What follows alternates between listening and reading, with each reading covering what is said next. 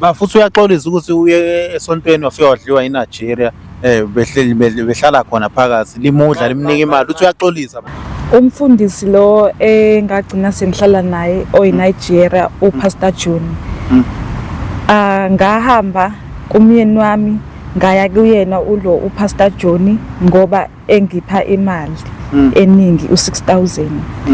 Le mali le sithola ngokuthi ulala naye, umulale naye uthola imali. So yona into yangenza ukuthi ugcine sengisahlala esontweni.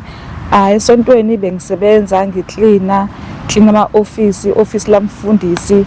Lelo office lalo bengangeni nomba. Bengena nje osisi nje ubabonayo ukuthi hayi angangeni nje nomba akubonakala nje umuntu ongenayo lapha umbone ngoba wayiphuma nje ese happy nje. Ngale khona umfaselina wakhe ohlala nje le khoneni. Lo vaselina wakhe ngathi khona into efakiwe nje phakathi ngoba uyabona ukuthi akubona uvaselina normally usunokudayeka thizeni. Lo vaselina uma uyi teenager uyawukapuna awuzokugcoba la. Usuzocela uxolo yena. Hayi angimuzwa mina kahle baba ngizoshona bafana bafo bamdlile ngekushintshe bafo. Yazi ukuthi namfowethu ngeke nawu uyadelela wena ke manje. Sembiza emakhamereni wena mfowethu ngiyeka. Usumbiza emakhamereni wena manje? Yebo baba. Solungisa izinto uyangijwayela wena. Baba solungisa izinto. Kade ubona unkosikazi bafo kusine. Lo unkosikazi lo mfowethu lona bephila lo manje ngisawuyena wamlobola usopa wamlobola usopa usine. Mfowethu ubuza kanjani ngangisopa? Asona ngidakiwe mina.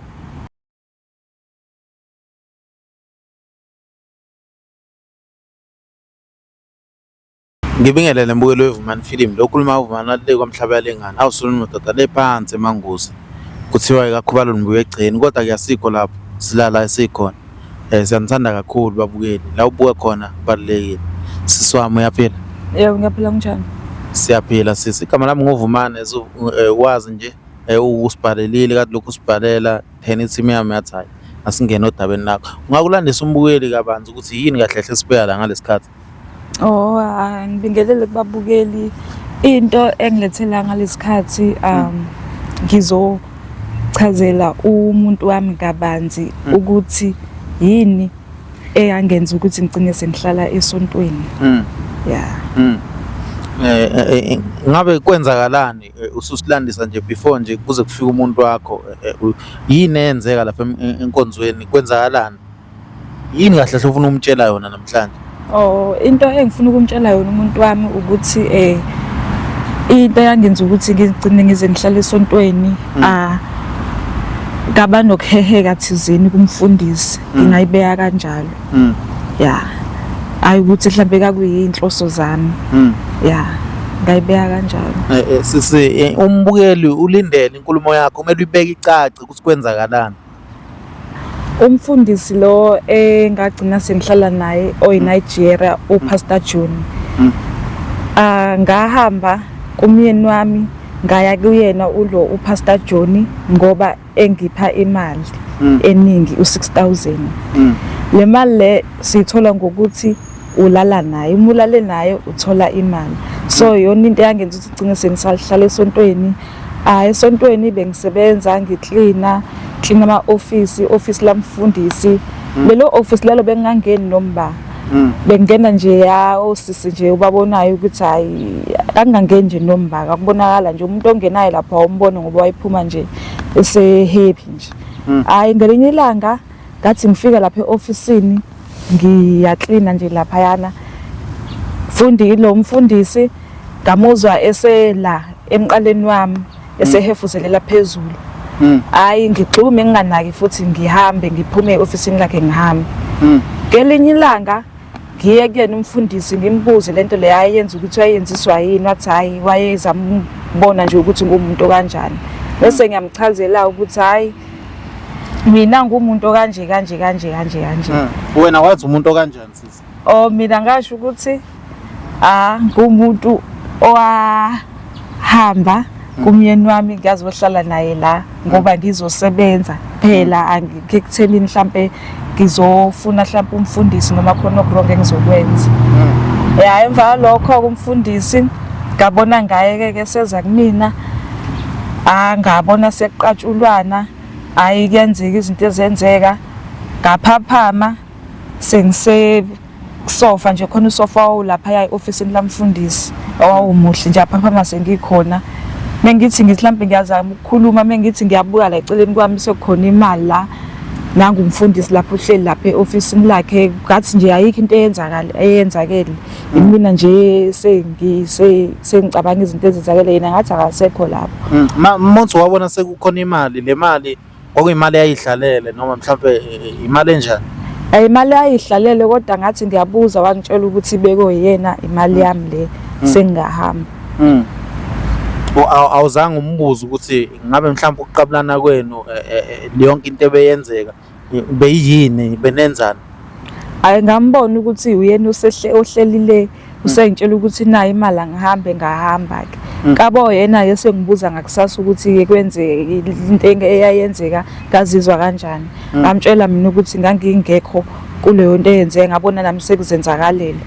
ngathuka ukuthi umfundisi wonke iNigeria nokwenza ngabe mhlawumbe besunesikhathi esingakanani usuhlala khona lapha eThempeleni la ekade uthi uhlala khona nomfundisi isikhathi besisiside ekhaya ngabe mhlawumbe kwaphatha kanjani ukuthi usuke ekhaya uyohlala enkonzweni kwabaphatha kabi ngoba babelokhe bengifonela nje ngaze ngagcina nganqoma isinqumo sokuthi ama-calls vese ngivele ngingasawabambi ngabe mhlawumbe yini ekwenza ukuthi ugcine usuke ekhaya uyohlala enkonzweni umyeni wami befubelo bengitholele umsebenzi kumele ngisebenze manje la umsebenzi ayengitholele wona ngangihola imali encane umfundisi enginika yona imali enkulu ngendlela osho ngayo usho sengazi ukuthi mhlawumbe lento le njalo nje ngenyanga ubekunikeza ugcine sekunikeza le mali iyona into egcine sikususa ungawuchaza nje lapho kabanzi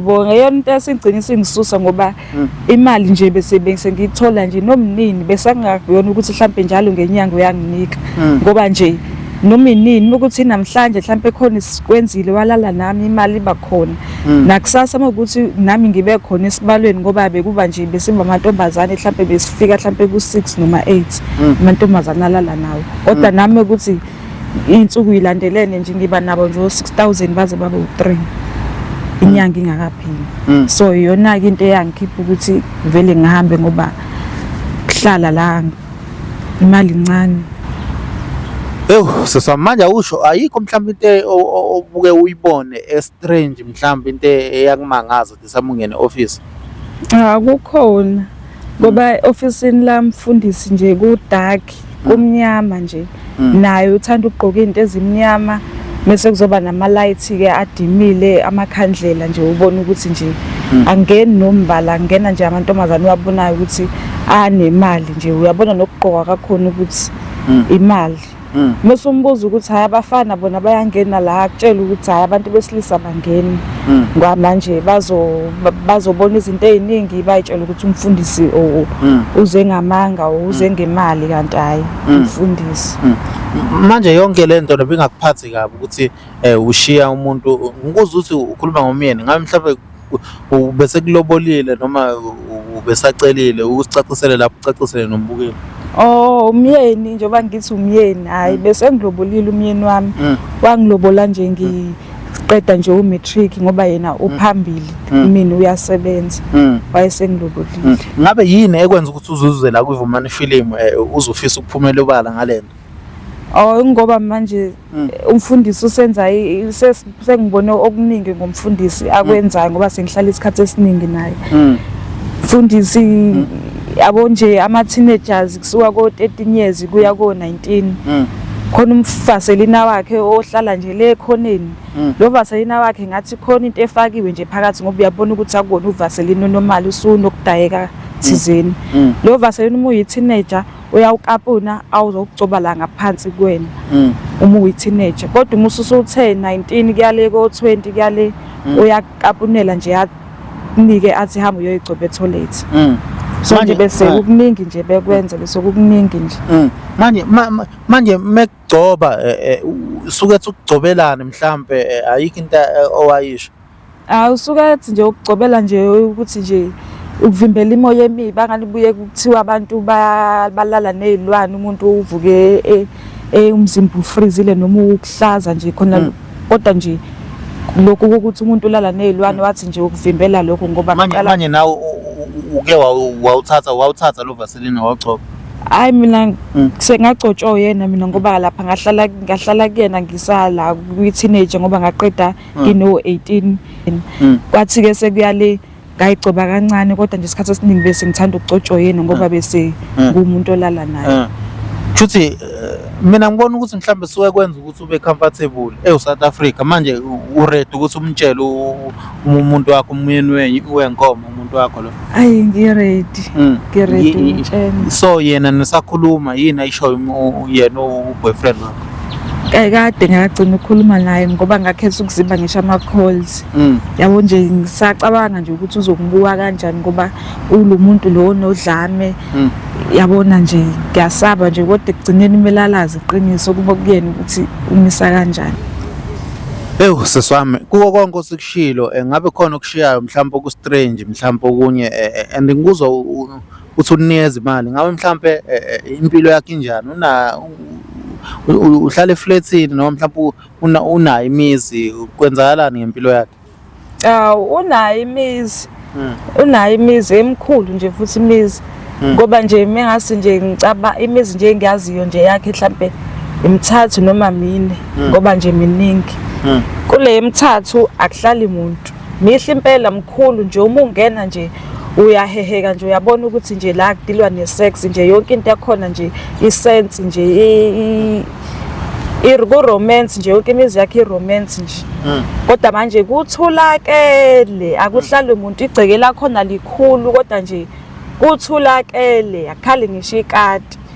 So manje ayi yabona nje kuningi akapheke thola ukuthi uzopheka ipharish alifake endishini ayolibeka le ekhoneni siyahamba siya komunye umuzi futhi owakhe wesibili afike apheke futhi ipharish mengapheki ipharish kuzopheka inyama emingekho uyahamba uyoyithenga ezitolo uyayipheka uyayibeka lapha ekhoneni kiwe komunye futhi kwenziwa something. Uma umbuza athi hayi don't worry manje nje ayi sengiyasaba nami ngoba ngineyingane. Ingabe mhlambe bungakazi uphuphe kabe ebusuku mhlambe into strange after mhlambe sugcoba uVaseline noma after sulale naye? Ayi okuphupha kabi hayi bengingaphuphi kabi kodwa nje bekuba khona nje into eyenzakalayo nje kumina either ngiba dizzy noma nje kodwa nje ngiyeza ukuthi khona into off nje kumina kuba khona into off noma ngizogula yabona nje kodwa nje usuku lonke nje kuzoba khona into off. Uma ugula usuku uphathwe yini? Mhlawumbe ngizobe ngilunywa isisu nje usuku lonke nje. Mhlambe ayikho enye into mhlambe isinye bese ngakuphathi mhlambe ngaphansi bekungabi khona into ekaffectayo. Hayi yabo njengoba ngithi nje isisu sabishana nesinye bengihlushwa nje isisu nesinye sengizohlezi ke ngopha-ke kodwa nje ukuphupha hayi bengaphuphi. Laba abanye mhlambe bungakazi ubezwe bekhala ngokuthi after kwenzeke kanje ngabe mhlambe enye into benazana ukuthi hayi umuntu mengene lapha kulela office ngabe uzothola ngabe benenza njani masuphuma kulela office mhlawumbe ungena nesikhwama sakho imali suka ifakwe ku-envelope mhlawumbe noma ku-plastic noma nje ukunika nje ikanjalo mase wena uyayifihla? Abantu osisi la bengibabona bebengena nje bebegqokile nje bebahle bangene baphume futhi ngathi ayikho into eyenzakalele sebephethe le mali yabe envelope. Mina ngivese bengimklinela bengena nje ngiyiklina mengikuthi bengigqoke nje ingubo leyo yokuklina ngingenile bekwenzeka lokho abekwenzakalayo kuyenzeka akekho owaziyo ngoba bazi ukuthi vese ngihlezi ngikhona vese officeini lakhe ngiyaklina ngiphuma nemali yami kwi-envelope ngiyishuthekela kwiphinifa lami ngiphuma. South Africa imkhuba mningi uyabona usathana uyazulazula kuthiwa imkhonto igcwele igazi. Seswami yonke lento yamangaza womoyisho ngazi ukuthi inganekwane manje sesikuwo konke lokhu akekho mhlambe kulabo sisobukubabona bengena mhlambe bekhuluma bathi hey mhlambe ungena lapha kwenzeka into enje. Mina bengayena umuntu oxoxayo yebo ngoba manje izinto besezenzeke kumina phakathi kwami nomfundisi bese ngakho uhlala ngedwa ngihlezi ngizokucabanga ngoba mengibona ngihleli nabantu noma ngizokhuluma nabo bengibona ukuthi bazongikhuluma ukuthi mhlawumbe ngifuna ubaba umfundisi sengifuna ukuba umama umfundisi kanje manje nje bengihlezi ngumuntu oyihlalela yedwa ngihambe ngenza umsebenzi yami ngibuye ngihlale la engihlala khona. Ngabe yonke lento yenzeka mhlambe ngabe ukhona yini umama umfundisi oke wambona ukhona umama umfundisi wakhe lo uthe uPastor bani Pastor John. Oh Pastor John. Ngabe unaye umfundi unkosikazi? Unkosikazi unaye kodwa besingakaze simbona ngani labantu laba bayahlukana kulo unkosikazi wakhe bethule eGoli naye unebandla lakhe njengoba naye esele la enebandla lakhe kodwa ngeke sazi noma uqinisile noma unamanga ngoba yonke into yakhe nje mina ngisayikhola nje bese kuwumfundisi owenza kanje yonke into yakhe ngisayithatha serious. South Africa my team besacala ningisendezele yena umuntu wakho isithandwa sakho ex-boyfriend manje yini usafuna ukuthi nibuyelane naye?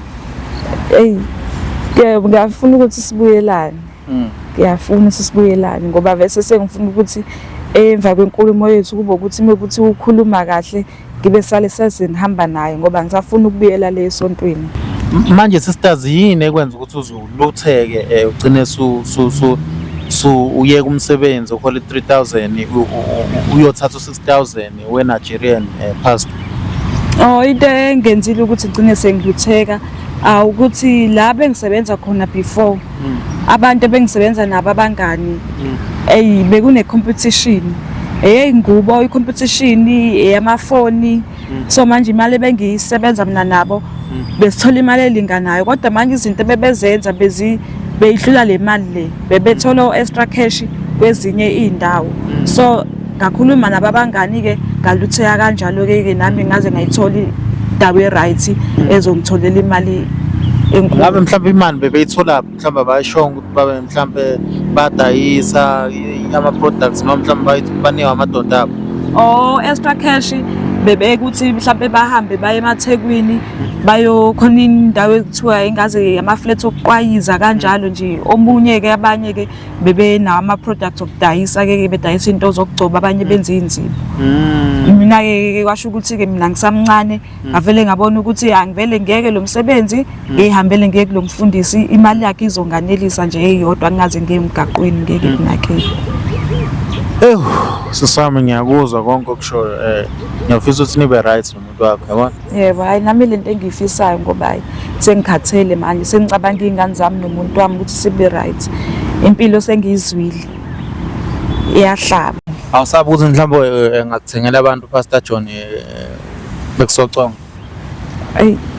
Kodwa kulula ngoba siphambi kwe-South Africa siphambi kwe-Afrika yonke. Mhlawumbe unangaki yena uPastor John iminyaka bengakaze kutshela? Iminyaka yakhe bengakaze ngitshele kodwa yena ukhulile nje yabo nje o40 nje ufikile seko40 mhlawumbe 48 ngoba nje ubaba nje ovuthiwe. Yebo. Necklace le ngabe uyithengela uyena? Inecklace le. Hayi necklace le yamuntu wami le ngifakele yena nje bihlezi ihleli yona engimkhumbula ngayo. Yebo. Uyaphila mfowethu? Hayi ngiyaphila mfowethu yaphela. Awungabe ngiphendule mfowethu kancane. Kancane ya. Khamba kahle mfowethu uyamazi bese stars? Ngiyamazi phela. Umazi kanjani baba? Hayi lo ngoduso yami la ngayilobola mfowethu. Sekunesikhathi esingakanani wayigcina? Sekunesikhathi eside nje impela. Niya iminyaka nihambile impela. Ngabe mhlawumbe yini eyenza ukuthi ningasabi ndawonye mhlawumbe? Akaza kutshela. Eqinisweni mfowethu ngeke ngisho ukuthi wangitshela ngoba ngamfice ngekho nami nempela zingekho. Kodwa into engathi mhlawumbe sayibanga ngokuthi ngoba ngangimtholela imisebenzi isikhathi esiningi maye somuntu ohleli yabo. Ngihole 3000 mhlawumbe ngenyanga kanjalo yabo. Ngoba nami bengafuni ukuthi ebe umuntu ocela kimi kakhulu yabo.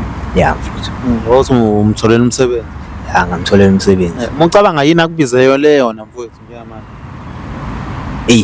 Mhlawumbe ufuna nibuyelana?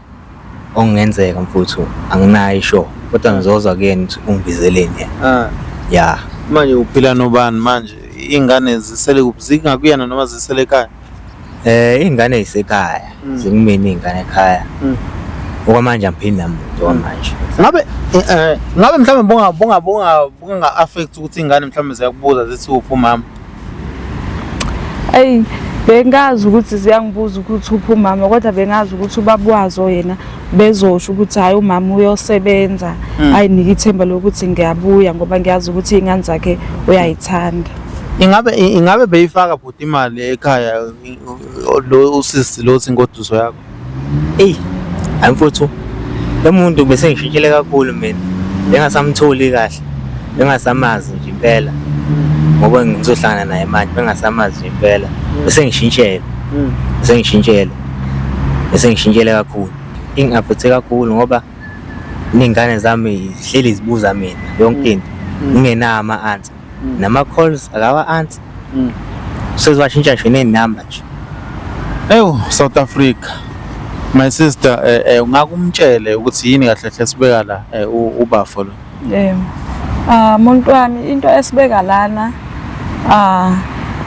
ngiyazi ukuthi wangilobola muntu wami andisashada ngokomoya thina sobabili. Manje into engilethe la sengizokutshela amaqiniso izinto into eyenzeka kahle kahle kuze kufike la ukuthi ngihambe ekhaya. Hayi, khuluma ngilalela. Ya, baba into yenza ukuthi ngihambe ekhaya wena ubungifunela umsebenzi, ungafuni ungibona ngiphumlile, ungifunela umsebenzi ukuthi manje njalo kumele ngihlezi ngisebenza mina. Sebenza njalo ngiyasebenza, kumele ngiwashele iy'ngane la ekhaya, kumele ngilungise zesikoleni, kumele ngihambe ngemsebenzini, mengibuya kumele ngikwenze konke nje kwasendlini. Mengingakwenzile uyabuya uyangibhaxa, uyangishaya. So ngakhetha ukuthi ngivele ngihambe ngiyohlala nomfundisi. Ima-ke sisi mina ngifuna ube clear. Wahamba uhlala nomfundisi kwenzakalani? Kwaqala kanjani ukuthi uhlale nomfundisi kwenzakalani? Mtshele nje yonke into ibe clear. Ngahamba ngayohlala nomfundisi ngoba ngase ngikhathele ukuhlala endlini kusebenzela imali encane. Umfundisi wayesinika imali thina u-6,000. Lo mali le uyithola uma ulele naye. So mina umuntu wami bese ngilala naye umfundisi ngithole le mali le engango-6,000. Sasibaningi nje silala naye. Iyona into ebuyele esontweni leyo. Hayi singasho nje kanjalo ngoba ngizokhuluma nje amaqiniso, akusekho nje ukuthi ngizolokhe nifunda wona leyo nto enifunde esontweni. Konke nje bengingakwazi lokuthi kuzoficine sekufike la. Iyona into enifunde esontweni leyo. Uthi wenzeni? Umfundisi wakho? Ngiyaxolisa umuntu wami, ngiyaxolisa. Nami bengengize ngimele ukusebenzela imali encane ngibe ngithola imali enkulu kumfundisi. Bafona ngalesikhathi umfunela umsebenzi wawuthi uzama ukwenzani? Ngangizama wona mfuthu lento ukuthi ngikwazi ukuprovide izinto zasendlini kahle. Naye abe nezinto zakhe. Ebe nezinto zakhe naye. Ngibine ngigcwalisele imali eshort. Hayi ukuthi enzele amanyala awenzayo. Ngiyaxolisa umuntu wami. Hayi enzele amanyala awenzayo. Wena nje uyangidwayela wena. Ngiyaxolisa. Hawu, uyangidwayela. Ngengize ngiyeke imali engaka. Ngisebenzela imali encane kangaka ngibe ngithola imali engaka ngosuku. Wangangitsheli ngani phumula lokho? Awu baba, noma ngithiwa mina ngikhuluma nawe ngisho kuthiwa ngimele ngikutshela ukuthi ngizizwa kanjani namhlanje awungangilaleli ngoba uhlezi zonke izinto bafuthi bomshaya, ngabe bomshayelani bomshaya? Bese kuyizinto ekanjena mfuthu. Ngisho answer amafoni lo muntu akasa answer phambi kwami. Ifoni limele ngingasayithinti manje baba, kodwa wena ifoni yakho uhlezi uyithintile uhlezi. Nithi yabona ukusokudelela khona lokho. Cha, kumele ukukhuluma iqiniso baba, nami ngizela uzokhuluma iqiniso. Nawe ifoni yakho uyahamba nawe lawo yakhona nje uhlezi uyiphethe ifoni yakho, kodwa mina eyami ngimele ngiyiphathe. Eyami uyayithinta, mina yakho angimele ngiyithinte, ngiyithinta ngomtshontsha mina yakho. Ukhuliswa kanjalo kini? Hayi baba, uyazi wena nawe ukuthi kuningi obukwenza kumina baba, uyazi. Yena mfundisi engifundisana nami le. Mina njengoba nginekhanda nje ukuthanda kwakho baba, nginekhanda nje. Izinto ozenzile kulo muntu komenzele zona ezinto. Ubona umuntu mfuthu. Ngiqala nje ngimlobola lo muntu lona. Angifunde ukuthi mina ngimazi ngoba ukhulisa abazali aba right. Angimazi enza lento mina. Fana uthi uyathengisa manje. Usefana into ethengisayo manje. Maselele o-6,000. Wena wavuma kanjani ukuthi ahambe enkonzweni? Wavuma kuqala. Yabona mfowethu, ungeke umvimbe umuntu uthi esonto ngoba wena ungasonto. Cha, wayohlala khona, hayi ukuthi wayeyosonto. Eyohlala khona. Yabona ukuyohlala khona kwahamba ngingekho. Ngoba ngisho ukuthi ngabuya emsebenzini nje, ngithi ngiyamfonela akatholakala. Ayangena amafoni akhe impela, kodwa manje aka-answer amafoni. Sekusuka lapho seyishintshile nami. Sekumele ke mina manje ke futhi ngithathe izingane ngizise ekhaya. Ngenxa yakhe yena ke akekho yena phela manje. Mina ngeke ngikwazi ukuthi la endlini nginake izingane ngimsebenzini. Sebenza kanzima kabi mina mfowethu. Sebenza kanzima kabi ukuthi ngikwazi ukwenza izinto zasendlini. Ngibuyela khona baba ukuthi kube yimina engikwenzayo sengibuyile. Hayi cha, ngangibhedela wena.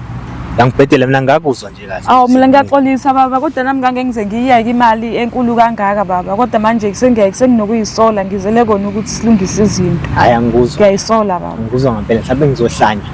Manje kini awusabi ukuthi kini uzoba babangela ihlazo. Ekhaya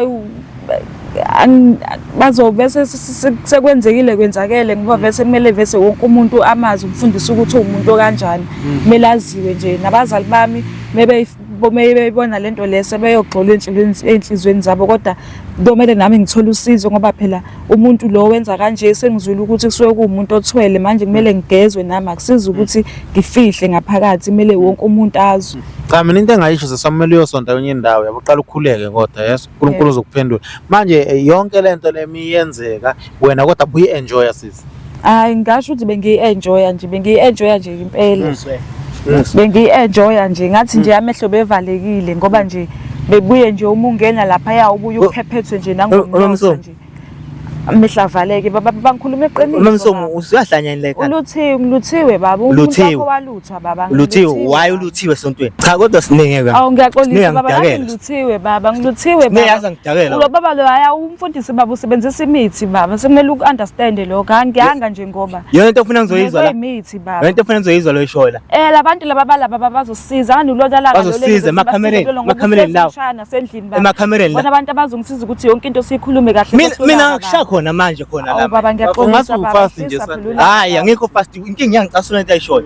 Kwani ikhamera le mina ngisha ngibiza emakhamereni wena manje. Ngiyaxolisa baba. Asakwazi ukukhuluma ekhaya. Ungeke ukwazi ukubiza abazali wena manje ukuthi bese la. Abazali baba bebezowenza yonke lento le yenziwa wena ngani baba. Bebezowenza same thing lento yenziwa wena baba. Yazi uyangihlanyisa ngempela.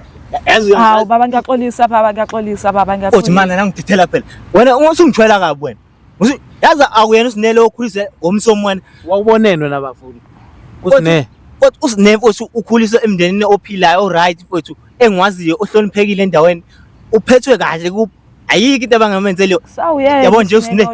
Sine yazi ngijwayela kabi. Uyena baba usine angishintshile baba. Hayi ushintshile. Ngalutheka nje ngavaleka amehlo ngeke. Yabona nje uzongilinga uzongihlanyisa. Manje uthini bafonanga uthi uyaxolisa. Hayi uzongimoshela usuku lami. Yona into ngigibela emsebenzini elle. Ngoba baba bengifuna silungise izinto. Isikhathi eside baba esane. Isikhathi singana umsizi izinto nje. Sona lesi baba.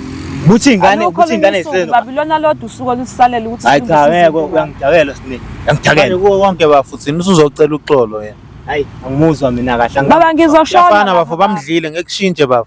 Ngiyazi ukuthi namfowethu ngeke futhi nawe uyadelela wena ke manje. Bafo kunamanga yini? Mfowethu iyeke futhi lento. Iyeke futhi lento iyeke. Dlula lapha. Ngoba bafo ngekuthi. Mfowethu wena ikhamera la mina mfowethu ungayithatha ngishaye phansi manje. Cha ungayenzi leyo nto baba ungayenzi sibukanisa nabantu. Wena ungalokhuluma thula wena. Thula. Ushayelana ikamera bafo iyona nekudlela umuntu. Angithi yabona njengamanje. Uyena ungibiza emakhamereni manje yena. Sembiza emakhamereni wena mfowethu ngiyeka. Usumbiza emakhamereni wena manje? Yebo baba. Solungisa izinto baba. Uyangijwayela wena. Baba solungisa izinto. Kade ubona unkosikazi bafo kusine. Lo unkosikazi lo mfowethu lona bephila lo manje ngisawuyena wamlobola usopa wamlobola usopa usine. Mfowethu ubuza kanjani ngangisopa? Athi wena ngidakiwe mina. Baba nami ngangisamncane ngalutheka baba ngisamncane baba. Seshanga ama short hair manje. Bekanjani wenze njani athi mase ugqoka manje usugqoka ama blue bushaka. Awu baba behleze ufuna ukungibona ngifaka isketi. Ngihlezi ngine-short hair kanje ngingafaki ngisho inywele. Kodwa manje mengibuka efonini yakhe intombi zakhe zonke amantombazana unentombi kade. Efonini yakhe kuhleze ekhuluma namantombazane ngibona ohathi abaningi lokho angakaza kwenze kumina. Bafo yini indaba bafo dedelo ohathi abaningi efonini yakho. Yabona nje mfowethu. Ngokuqala nje angazi ukuthi ukuyibona efoni yami lo muntu. Uyayithonta babe ifoni yakho ukuyishiye babe charging ifoni yakho. Uthi awuyishiya i-charge ifoni yakhe e-charging. Manje ngishiya ifoni mina wena ubuka ifoni yami wena. Ngiyayibuka baba obuhlezi uhamba nayo ngizongibona ithuba lokuthi ngiyiphethe usuke uyishiyile baba. Manje inkinga yakho wena kahle yiyo okhuluma nawe efonini afaka amabhluke baba afaka amawiva amafana. Muke phela uyakhuluma afake ngisho inzipho mina kodwa buwona afakile inzipho. Sine. Hawu baba udlala ngami baba. Usiyaqobisana nami manje wena? Hawu baba. Ba futhi uyaxolisa ukuthi uye esontweni wafika wadliwa iNigeria behlala khona phakathi limudla limnika imali uthi uyaxolisa baba. Mana mfowethu wena uthini ke lapho uthi? Ngithi mina uthi uyaxolisa ukuthi udliwe bafo wena uthini ngalokho? Mana mfowethu lo muntu lona mfowethu kusamele ujeze wena ngeke. Yazi baba njengoba ngilana lo mfundisi lo uyayibona le video obvious. Manje mina kumele bangibulale baba njengoba ngibuyela baba. Usuqona amabhluka wena manje. Suqona amabhluka. Ngiyacela baba nengane. Bafuna nje intombi egqwa amabhluka nje esefonini yakho. Mfowethu ubani oneshoya lokho ubani okwebone lokho? Uyasho nje mfethu umuntu wakho. Lo muntu lona ukhuluma umuntu angayazi mina ifoni yami baba vuma iqiniso baba vuma baba uhlambuluke nawe baba siholelana sidlule kulento baba. Sayikhona ungijwela kabi lokho njalo. Manje bafo wawulobola usine bafo kodwa nawe emncane kangaka mhlawumbe. Mina ungabona ukuthi mhlawumbe usazodla ubusha bakhe. Mfowethu usine mfowethu sisuke kude kabi naye. Ngimazi emtholapho usine. Ngimazi emncane. Sifunda isikole. Naye. Mase azongenza nje emva kweminyaka emingaka. 11 years mfowethu wonke. Ayeke into engenzile baba. Ngithiwe mina baba. Uthi uvuthiwe manje uthi uvuthiwe iNigeria limphekile baba. Likuphekile lazivile. Delileke. Ukuzwe la ngaphandle delile. Uthi usudelile yini into ekade uyenza eNigeria? Siyabuza kimi. Udelile into ekade uyenza eNigeria. Angitelanga baba. Awudelanga. Phindela lona ke phela ungalokhuza la. Lizongibulala baba. Yonke into ade yenzeka bekungayona inhloso zami ungacabanga lokho. Ungacabanga lokho.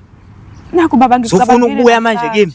Ufuna ukubuya kimi. Yebo baba. Uthi abantu abathini? Uthi abantu abathini kimi? Baba nengane zethu. Yes nengane zethu. Yebo. Lezi ngane athishile. Leminyaka kwade uhambile. Ngiyaxolisa baba ngixolisile ngalo. Mfethu uthini kuwo konke lokho mfethu? Hayi. Uthi uyaxolisa ukuthi uhambe wedliwa iNigeria wena uthini kulokho? Mina ngamusa. Yena into ebefanele yenze efanele elanda umndeni wakhe eze nawo kithi. Ngibiza nami umndeni wami. Sikhulume lento. Hayi emakhamereni. Hayi emakhamereni angamuzwa nje akamuzwa aqale phansi engichaze angimuzwa mfowethu baba kupha kunye ufuna ukubuza cha awukakhulumi sinengeke awukhuluma umuntu anguzoxolisa uyaxolisa baba usuzolandela mase sesithina sesixolelene mina nawe baba mase uyafika ke uzokhuluma nathi bengifuna uyilungisela mina nawe ezimyeni zingaki izinto ongangitsheli zona mina zingaki izinto ongangitshelanga zona baba sakutshela konke baba singitshele konke bafuna akutshela ukuthi bebenzani lapha e-office umbuzo wakho wona mfowethu uphambene mfowethu umbuzo wakho ka wena mfowethu akona umbuzo ongawubuza loyo ngeke engitshele nje amanyala lawo ayibewenza ngeke ngabuya ngiqhapaza kwami mina ngamenza kutshela mfowethu ushuthi ngoba kuwena phela ongixhaphaza ngaleso sikhathi ushuthi ngoba kuwena phela mfowethu manje kwabanjani ngalesikhathi neNigeria niqala ngalesikhathi niqala nje noma ngithi ngalesikhathi niphinda kwabanjani akufananga no kuba ngalokho esasikwenza kuqala akufananga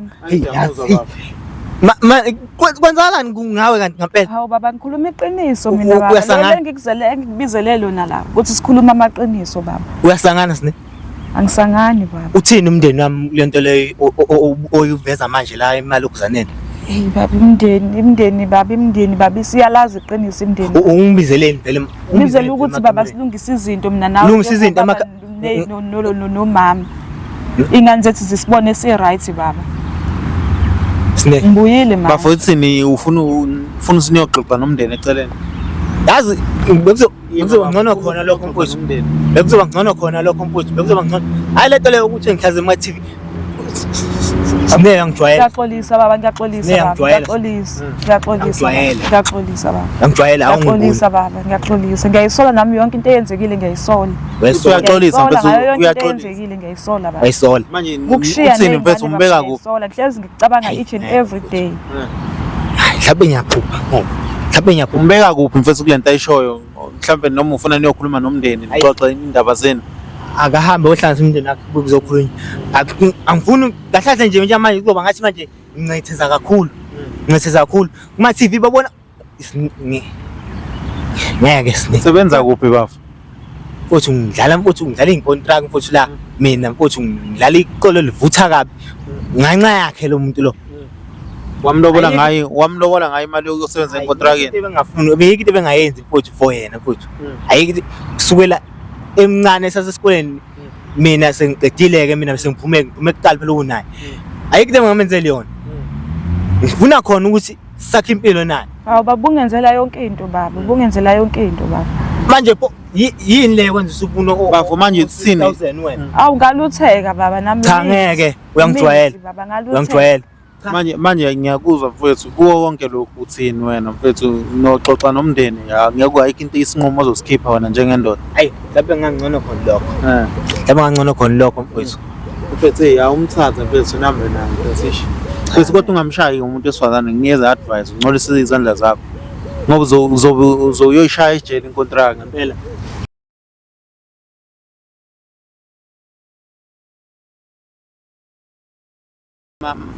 Manje sisters mfethu uyambona nomuntu uyalwa lo ucabanga umndeni mase ngekalwe yini mase kunomndeni Mase kunomndeni uzoba ngconywana kona kodwa mebeqala bethi kukhona abasayida nami nje hayi uzoba nje le ndlela kade eyona nje kodwa uzobe sekukhulu ngamanje ubhuti lo uyambona ukuthi lo amgadile ukuthi u-right lapha yakuzobe engekho umuntu ophethe isibhamu mhlawumbe ngenza noma yini kodwa nje mekulungile indaba yethu.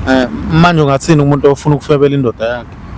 Umuntu ofuna ukufebela indoda yakhe olotsholiwe na babukeli bayabukela khona ocabangayo manje kuyenza leyo nto. Hayi mina ngithi nje lo ocabanga ukuyenza nje angaqali nje akahlale nje nendoda yakhe balungise inkinga ziyaba khona emshadweni ayilungise nje angaze nadle lephuthweni sengidlule kulona afunde nje ngoba hayi bese inkinga ziba khona nje ahlale nje abambelele.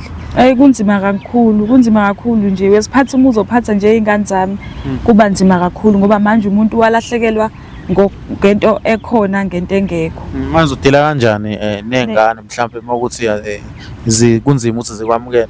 Ngiyazi ukuthi kuzoba nzima kodwa ukuthi nje ngibekezele izingane zami noma nje ngizoba namahloni uyibheka emehlweni kuzoba nzima nje impela nje ngizoqina nje idolo nje ngoba ikona vese lokho engikufunayo ukuthi nje ngiyoqina idolo umuntu wami la sibe right izinto mase kuba izingane ukuthi sibe right yize kuzoba nzima kodwa kuzoamukela noma ikupho kufikayo.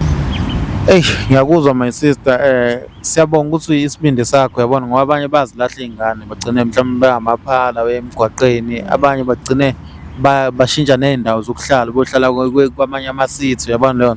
Sibonga ukuthi wena uyakhona ukuthi uyabuyela emuva uyozehlisa ukuthi hayi wenza into wrong yabona.